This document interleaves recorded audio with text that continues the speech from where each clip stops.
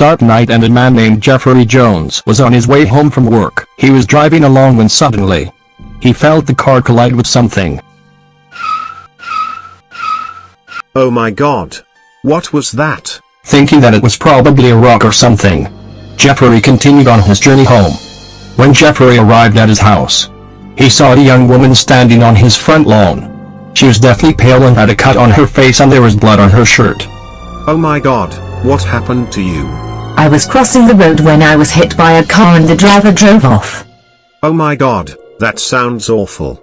Come inside and I'll get you cleaned up, then I'll take you to the hospital to get you checked over. Jeffrey took the woman into his house and began to question her about the accident.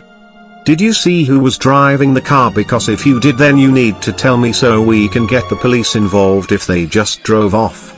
You're lucky to be in one piece. Suddenly, to Jeffrey's confusion, the woman began to glare at him.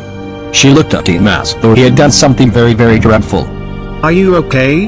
Did I upset you? The woman didn't say anything. She continued to glare at Jeffrey and he could not figure out why, but he simply put it down to her having a bad experience with her accident.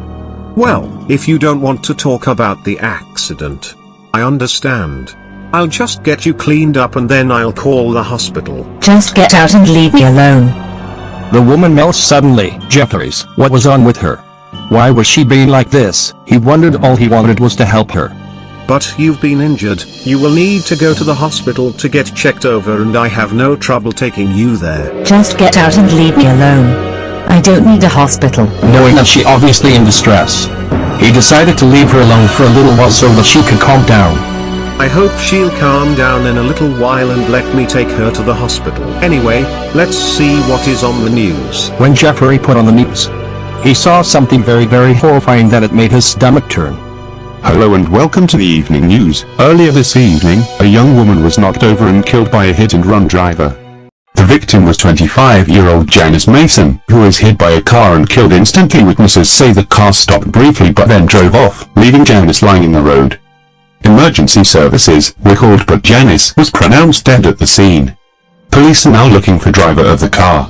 Jeffrey was horrified. The woman on the news was exactly the same woman who he had found standing on his doorstep. Oh my god, it can't be her. It is just impossible. Yes, that was me. You ran me over and you left me to die. Jeffrey turned around and saw the dead woman standing behind him and quickly came to realize that it was a ghost.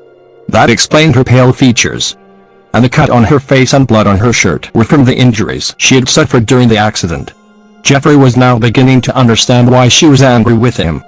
Oh my god. I am so sorry. I didn't mean to hit you with my car and leave you to die. I am so sorry. You must go to the police and say it was you who ran me over and kill you. You don't, I don't you. Turn the selfie. And with that, the ghost vanished into thin air.